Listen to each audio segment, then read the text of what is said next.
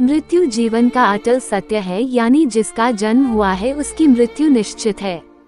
पृथ्वी पर आए हर एक जीव को इस लोक को छोड़कर जाना पड़ता है। भगवान कृष्ण ने भी गीता उपदेश में आत्मा को लेकर कहा है कि शरीर नश्वर होता है और आत्मा अमर होती है, यानी मृत्यु के बाद शरीर भले ही नष्ट हो जाता है लेकिन आत्मा जीवित रहती है। अब प्रश्न यह है कि यदि आत्मा जीवित रहती है तो मृत्यु के बाद आत्मा का क्या होता है? इसका जवाब आपको हिंदू धर्म के महत्वपूर्ण और पवित्र ग्रंथ गरुड़ पुराण में मिलेगा। गरुड़ पुराण में भगवान विष्णु के वाहन पक्षीराज गरुड़ पूछते हैं, नारायण, मृत्यु के बाद आत्मा का क्या होता है और आत्मा कितने दिनों के बाद यमलोक पहुंचती है? गरुड़ के सवाल का जवाब देते हुए भगवान विष्णु कहते हैं, मृत्यु के बाद जीवात्मा को यमलोक तक की यात्रा करने में पूरे 47 दिन लग जाते हैं। इन 47 दिनों के दौरान उसे कई तरह की यातनाओं का भी सामना करना पड़ता है। मृत्यु के पहले मिलते हैं ये संकेत। भगवान बताते हैं कि जब किसी की मृत्यु नजदीक होती है तो सबसे पहले व्यक्ति की आवाज जाती है। इसके बाद मृत्यु से कुछ समय पहले ही व्यक्ति को दिव्य दृष्टि प्राप्त होती है, जिसमें मनुष्य सारे संसार को एक रूप में देखने लगता है और इस तरह से उसके शरीर की सभी इंद्रियां शिथिल हो जाती है। जब व्यक्ति की मृत्यु हो जाती है तो यमलोक से 2 दूत आते हैं और दूतों को देख आत्मा शरीर का त्याग कर बाहर निकल जाती है। आत्मा के शरीर त्यागने के बाद यमराज के दूत आत्मा के गले में पाश बांध देते हैं और उसे यमलोक ले जाते हैं। मृत्यु के बाद 13वीं और पिंडदान क्यों जरूरी?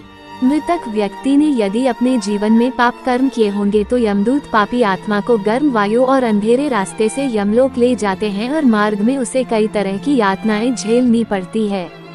इसके बाद आत्मा को आकाश मार्ग से वापस उसके घर छोड़ दिया जाता है। कहा जाता है कि मृत्यु के बाद मृतक की आत्मा अपने परिवार वालों के साथ पूरे 13 दिनों तक रहती है और मृत्यु के बाद होने वाली अंतिम क्रियाओं और रस्मों को भी देखती है। 13 दिन बाद जब आत्मा का पिंडदान, 13वीं और ब्राह्मण भोज आदि किया जाता है तो इसके बाद यमराज के यमदूत आत्मा को फिर से लेने के लिए आते हैं।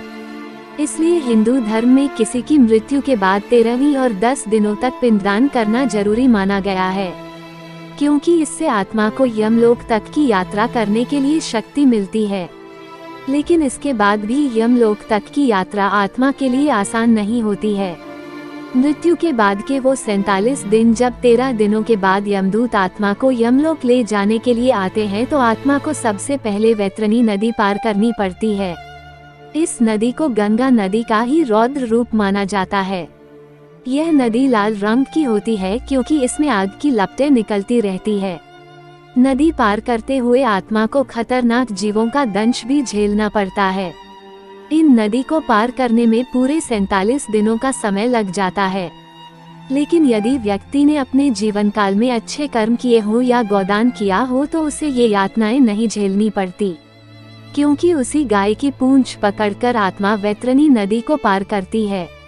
वैतरणी नदी को पार करने के बाद जब आत्मा यमलोक पहुंचती है तो यहाँ यमराज उसके कर्मों का लेखा जोखा करते हैं। इस तरह से जीवन काल में किए कर्मों के अनुसार यमराज आत्मा को स्वर्ग या नरक में भेजते हैं।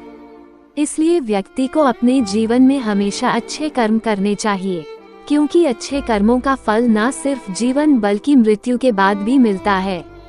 मृत्यु के बाद आपके कर्म ही आपके साथ जाते हैं। तो दोस्तों, ये वीडियो अच्छी लगी हो तो प्लीज चैनल को लाइक और सब्सक्राइब करना ना भूलना। Thanks for watching my video.